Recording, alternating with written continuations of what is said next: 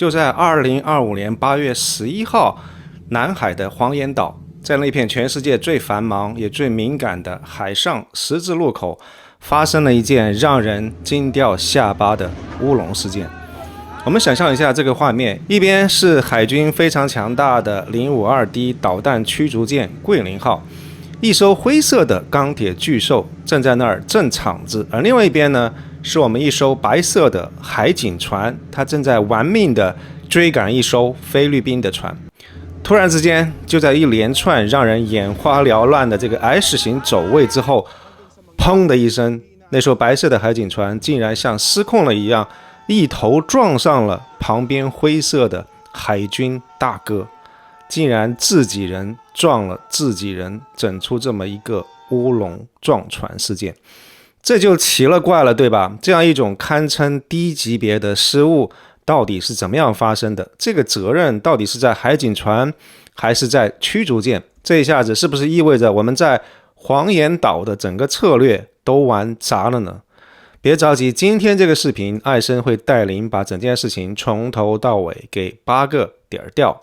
要搞清楚这种乌龙事件到底是怎么样发生的，我们要先回到2012年，2012年黄岩岛的中非对峙，中国是赢了一个大满贯，但与此同时呢，却也为13年之后的今天的这样一场灾难埋下了一根几乎没有人会看得见的隐性。我们要快速回顾一下当年在黄岩岛到底发生了什么。简单来说，就是菲律宾派了一艘最大的军舰跑到黄岩岛上，说我们的渔民是非法捕鱼，要抓人，甚至还让当时的那些渔民脱光了上衣在甲板上暴晒。那这个画面一传回国内，瞬间就炸了锅，中国的这个民族情绪在瞬间就被点燃了。面对菲律宾派军舰这种硬来的搞法，北京这边出了一招，说实话当时看起来的确是非常聪明的。你看呀，我不派军舰跟你硬碰硬，虽然很明显我的实力是强过你，但是这样的话不就显得我欺负人了吗？把事儿闹大了嘛。所以我派谁去呢？我派了2艘白色的船，中国海监船，这个就非常有讲究了。白色代表什么？白色代表的是执法船，它不是军舰。那这么一来呢，整件事情的性质立马就变了，从军事对峙一下子降级成了执法的纠纷。这一下菲律宾那样一艘军舰处在那儿就特别尴尬了，在道理上在国际舆论上都站不住脚了啊。后来据说美国在中间调停，说好了大家都往后撤，结果呢，菲律宾的船在暴风雨来临之前走了，咱们的船却留下来了。那不管这中间的外交口水仗是怎么打的，最终的结果就是从那个时候开始起，中国就实现了对于黄岩岛的实际控制，这个变成的是一个客观事实。所以您看2012年的这一次中非的黄岩岛对峙，给我们留下了一笔非常丰厚的战略遗产。北京突然之间就会发现，原来用海警这样一种准军事力量，打着执法的名义，不用开一枪就能够把有争议的这个地方给实际控制了。这个买卖成本非常低，收益非常大，对不对？因为这样一套模式被证明特别好使，所以后来我们看到在很多地方，比如说仁爱礁这些地方，这套打法就不停的被复制粘贴，再复制再粘贴再加强。但问题也随之而来了，一个东西用得太顺手了之后，就非常容易形成路径依赖。说白了就是大家都觉得这个招式特别好用，特别流，光想着它的好了，慢慢的也就淡忘了它背后可能隐藏的那些操作的风险。比如说万一大家这个操作失误了怎么办？万一这个两边没有配合好，出现事故了怎么办？那这些风险在当时可能大家都看起来觉得是小概率的事件，是可以控制的代价或者成本，根本就没有人认真想过，这个也有可能是整个战略里面最致命的一个缺陷。所以您看今天这样一场南海乌龙碰撞的种子，早在2012年那样一场黄岩岛的大胜里面，其实就已经悄悄的埋下来了。而这个来自2012年的成功经验，催生了这样一套在南海被反复使用的组合拳。它听起来有一个无害的名字，叫做灰色地带战略。但这样一套拳法到底是怎么样玩的呢？里面又藏着一些什么样的危险呢？我们接着往下聊。好了，了解了2012年这个中非在黄岩岛的对峙这段历史以后，我们现在就来硬核一点，解剖一下在这个导致乌龙碰撞事件发生的中方最核心的战略思想——灰色地带战略。什么叫灰色地带呀？说白了就是一种介于和平跟战争之间的状态。在这个状态里面，我可以用各种方法来给你施压，让你难受，但是呢，我又把这个火候拿捏的特别准，绝对不碰那根没办法忍受非要跟我打一仗的这个红线。就好像南德这些智库分析的一样，就是这种战术它就像切香肠一样，我每一刀都切得很薄，你根本感觉不到疼痛，但是切着切着一不留神，整根香肠就已经全切没了。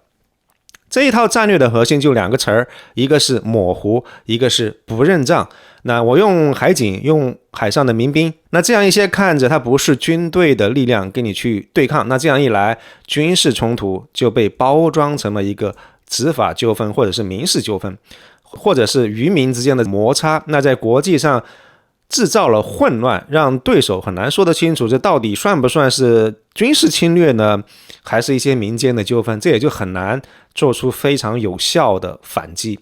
那这样一套战略在海上还有一个特别形象的外号，叫做卷心菜战术。您可以想象一下，卷心菜嘛，它不就是一层包一层包着这个菜心嘛？那这个战术其实也非常的形象啊，是同样的意思，就是用一层又一层的力量把这个目标岛礁给裹得严严实实的。那它一般有3层。第一层也就是最外面的菜叶子，通常都是海上民兵。这一层呢是成百上千的这个渔船，他们就是中国在南海的眼睛啊、耳朵啊跟第一层皮肤。那这些渔船最厉害的地方在什么呢？就是它的身份其实是比较模糊的，它看着是渔船，但实际上可能会接受了军事化的训练，跟军方跟海警都保持着热线的联络。所以当他们去挑衅菲律宾的时候，我们可以说这个是渔民的自发的爱国行动，或者是他们只是在捕鱼而已。那国家可以说这个管不了，把这个责任就可以撇清了。而第二层是中间的菜帮，这一层主要是中国的海警船，而且这个地方呢也是灰色地带冲突里面的一些金牌打手。中国的海警船队现在是全世界规模最大的，这个船是越造越大，越来越夸张，而且还有很多是前一段时间下饺子一样，中国的海军有很多新的船舰下海了以后，那些退役的海军护卫舰来改装的，他们的任务其实就是贴身对抗，用危险的动作去憋你的船，或者用水炮来滋你。但是呢，因为他船身是白色，他的身份是执法船，这个就成了他的护身符，让他所有的动作在形式上都保持在执法的这个框框里面，不是军事行动，避免冲突升级。然后第3层也是最里面的这个菜心，就是解放军的海军的军舰贴身护卫的我们的这个岛礁。海军呢实际上是整个战术体系的底气，也是最后的军事的后盾。一般来说，海军的这些驱逐舰、护卫舰都在冲突区外头待着，有的时候你都甚至看不见他们，他们的作用就一个字，就是镇场子，用他的存在来警告对手不要乱来啊！你要是敢动用军队的话，我这边随时候着，我准备着把这个事情升级成为军事冲突。所以说白了，这个灰色地带的最终目标，它不是抢下某一个岛礁，而是要通过这样一种长期的慢性的低烈度的折磨，让对手在心理上产生一种习得性无助，让你觉得反抗也没啥用，最后不得不从心底就放弃掉了。这个叫做不战而屈人之兵。OK， 好了，我们前面已经说了，这个灰色地带的战略听起来很美好，但说实话，在操作起来，在具体的层面也可能会留下了一些风险。这就好比提供了一片能够长出危险植物的土壤，而真正让这一颗种子发芽，造成本次乌龙事故的直接原因到底是什么呢？其实说白了就是海军跟海警这两兄弟他们没有配合好，他们之间的指挥跟互相的协调出了大问题。你看呀，这理论上2018年中国军队的机构改革之后，海警队伍是划归了武警，由中央军委统一来管辖。那这个设计很好，想着是平时海警在一线执法，海军就在后面给他们撑腰，但是一到战时的时候，海警能够立马变成第二个海军，这个叫做平战合一。但是呢，虽然名义上是都归中央军委，算是一家人，但实际上呢，海军跟海警还是两套班子，两个系统，他们的组织文化呀、任务的要求啊、训练的体系全都不一样。那解放军海军的文化是非常强调集中统一的，所以一切行动都要听指挥，下级他不能够随便自己做决定。而海警呢，他们在执行这种灰色地带任务的时候，反而被鼓励要大胆一点，要激进一点，要敢于去做这个擦边，去敢于玩这个擦边球。所以你想想看，把这两种完全不同的行事风格，你硬塞在同一个任务里面，中间就缺了一个能够实时协调的大佬，那就的确很容易出事，对不对？那这样一次军事机构的改革，本来是想要解决九龙治海的乱象，但结果呢，在无意当中又搞出了一个责任真空跟风险转嫁的新问题。我们可以是想想看哈，在灰色地带战略的执行过程当中，海军被要求退到二线，他不要去当这个主角，为的就是避免冲突失控之后很容易就会升级到军事的冲突。那这个也就意味着所有这些需要直接去冲撞啊、用水炮支啊、跟对方来对抗的这些风险，这些一线的动作都必须要留给我们的海警船，让他们去上。但问题是，当海警船在前面玩火玩到快要失控的时候，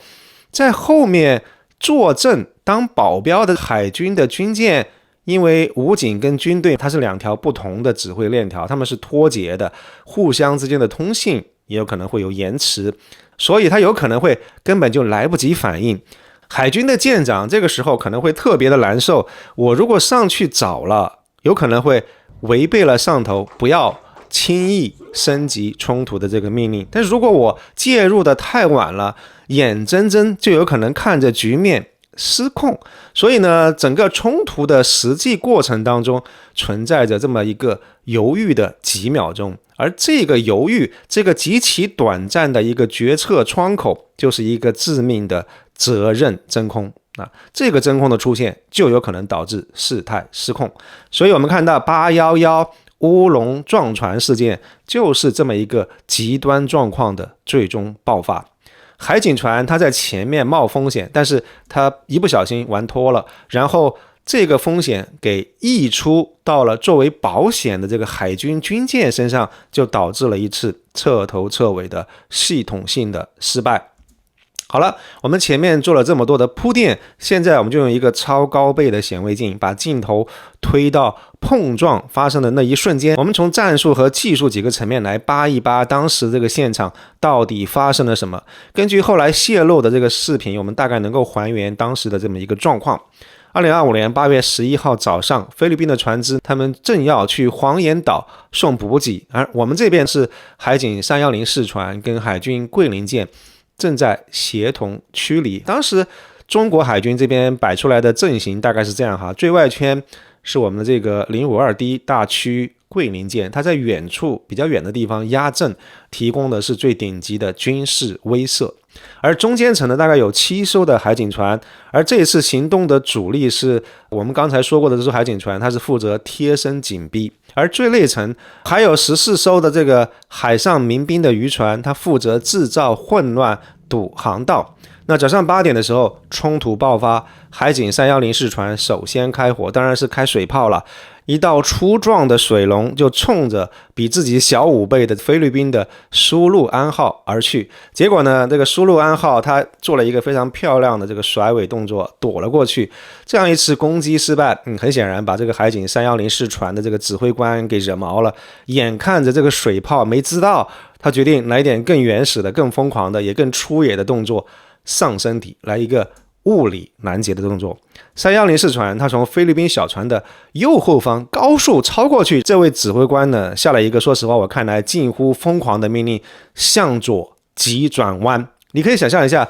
一辆重型卡车在高速公路上突然来一个甩尾漂移，这是一个什么样的概念呢？那问题在于说，这位老兄在进行这样一场战术豪赌动作的时候，犯下了一个不可饶恕的错误。他好像完全忘记了在自己的左边一直有一个友军的保镖，我们的这个052在旁边护航。这个7500吨的海军桂林舰就在这个位置上，所以就在这个海警船猛地把船头甩向左边的时候，他一头就扎进了桂林舰的航道里面，所以最终两艘船的航线形成了一个致命的交叉。那吨位小一点的这个海警310式船，它的右舷狠狠地撞上了吨位巨大的桂林舰的左舷，只听见当时轰的一声闷响，两艘自己人的军舰船体，这个钢铁发出了一阵悲鸣声。1500吨撞上7500吨，这个结果是毁灭性的。海警船的船头瞬间被压扁撕裂，瘫痪在海面上，而桂林舰呢也被撞出了一个大窟窿，海水哗哗哗的往里灌。那接下来的一幕，我觉得可能比撞船本身更值得玩味。菲律宾那艘船它当然很爽了，得意洋洋的通过国际公共频道呼叫中方说，我们愿意帮你们救人。那这是什么？这是一种得手之后的挑衅跟宣示。当然你也可以说这是国际航海的基本道义，对不对？但是不管怎么样说，无线电的那头是一片死寂，中方从来都没有回应过。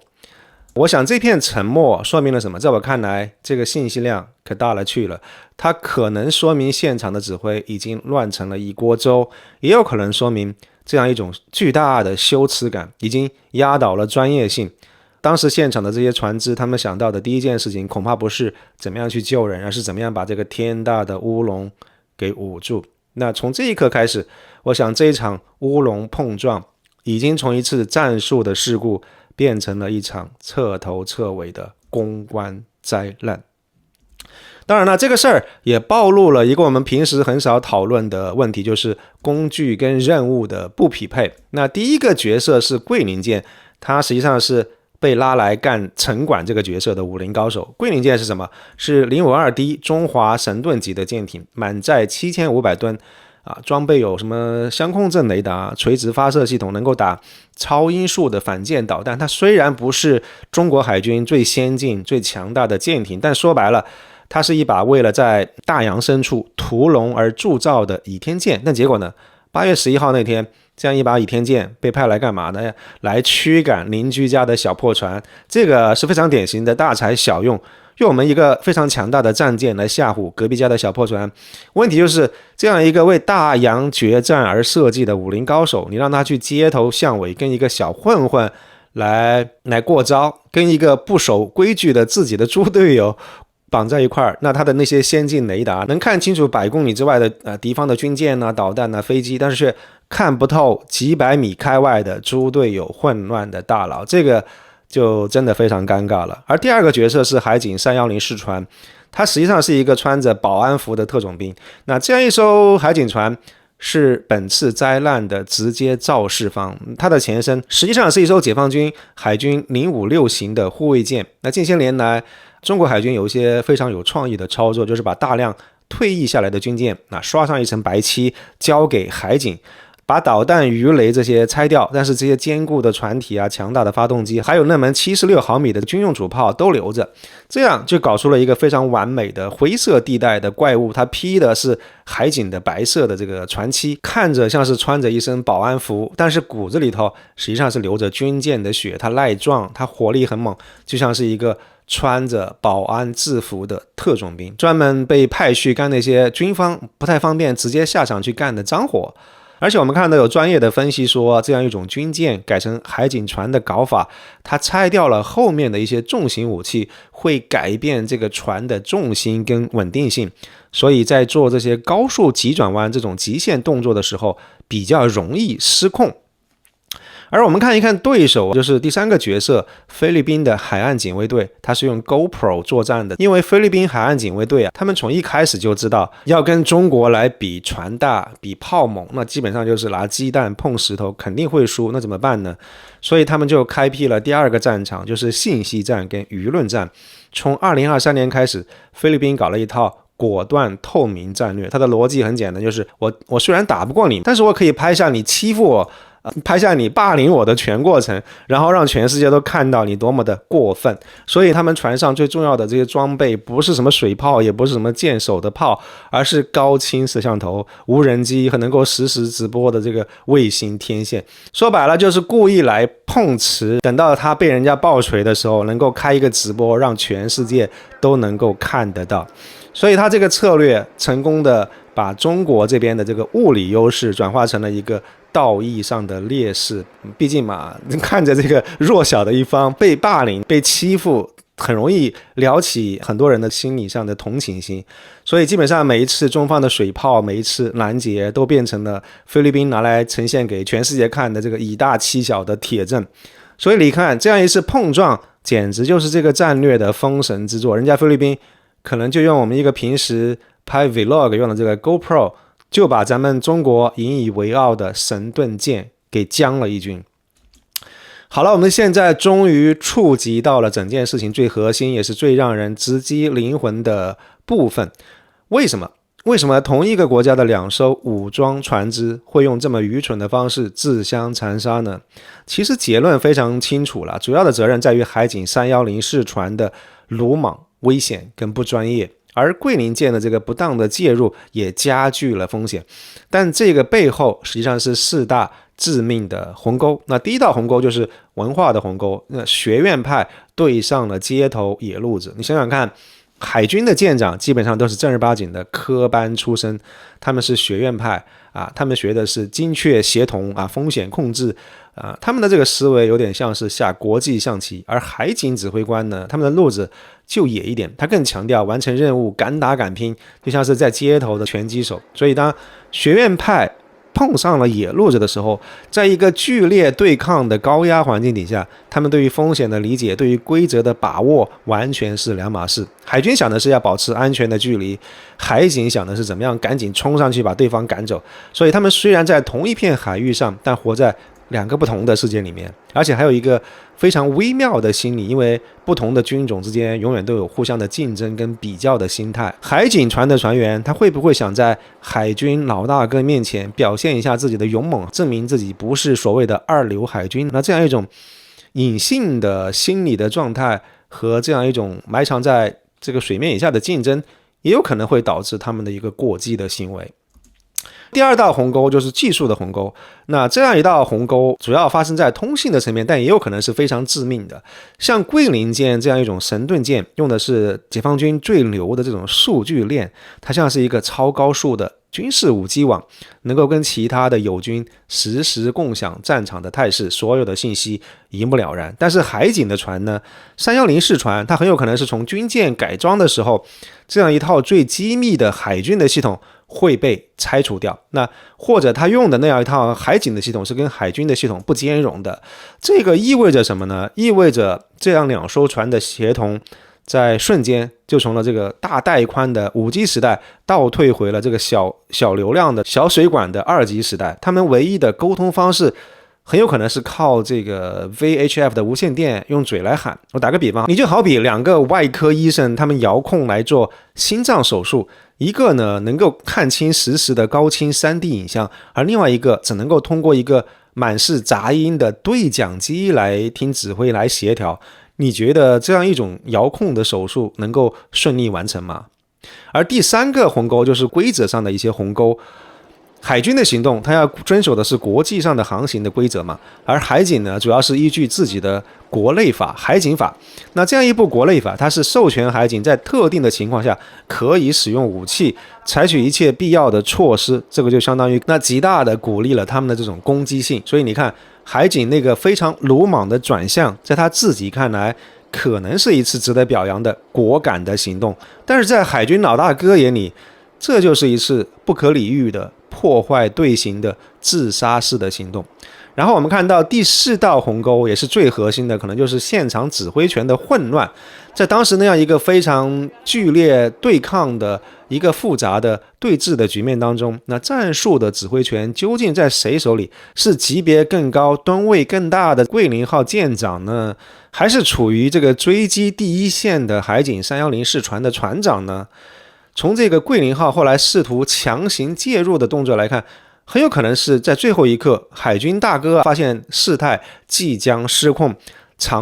试图想要强行接管指挥，但是可惜为时已晚。所以说到底，这样一次碰撞的事件告诉我们一个血的教训，就是你给一个执法机构配上了军舰级别的装备跟攻击性的思维，但是没有相应的给它配上军舰级别的指挥控制培训跟纪律，那最终的结果就有可能是灾难性的。那现在我们把视线拉远一点，看一看发生在南海的这样一起乌龙事件，就好像一块石头扔进了池塘，它激起了一些怎么样的滔天的巨浪呢？我想对于解放军来说，最直接的后果就是专业的形象受到了严重的损害。那何况这个事儿还发生在马上9月3号大阅兵之前，那自己人撞到了自己人，我想在全世界海军界都是一个天大的笑话。但是不管怎么样吧，事情它已经发生了，我们还是要正视这个事儿。那在遭受了这么丢脸的一个挫败之后，我们会收手吗？那肯定不会呀。我估计北京对于整件事情的这个评估，最终的核心的结论很有可能就是我们这个灰色地带的战略本身是没有什么问题的，有问题的是在执行的层面，前线的海警他们可能执行的有问题。那所以我想接下来不会是收手，而是亡羊补牢。解放军跟海警他们可能会关起门来搞一些内部的整顿，优化大家的指挥流程，打通技术上的鸿沟，多演练互相之间的协同。所以我想未来中国的海上力量在南海的类似行动，或许他们的打法会更专业一些。那其实在我看来，大家完全没有必要因为这样一次南海乌龙碰撞事件，因为这样一次挫败就觉得丢了人或者感到非常愤怒什么的。说实话，中国军队这些年发展实在是太快了，有时候反倒需要有这样一种当头一棒来让自己保持清醒跟警惕。我想最重要的是，我们能够从这样一次失败当中学到什么呢？很显然，我们正在磨快刀锋，而不是收刀入鞘。这样一次发生在南海的乌龙碰撞，其实给我们提了一个特别残酷的醒，就是当解放军开始进入到坚船利炮下饺子的时代以后，当我们已经就是列强本身的时候，当我们各个标配削铁如泥的倚天剑的时候，这个时候最危险的反倒是你身边那个拿着非常致命的武器，但是可能表现不那么专业，随时有可能会犯错的猪队友。你想想看，在各个军种其实都已经出现了一些在世界最前列的武器装备，我们放眼望去，真正能够形成致命挑战的国家其实也就只剩下美国一家而已。所以在这个时候，我觉得这种系统性的风险反倒是真实存在的，最需要去处理的。您对于本次发生在南海的这个乌龙撞船事件怎么看？欢迎大家在评论区发表您的看法。如果这个视频对您有帮助，请记得点赞分享，不要忘记订阅艾森的频道，并且打开小铃铛，祝您有心情愉悦的一天。再见。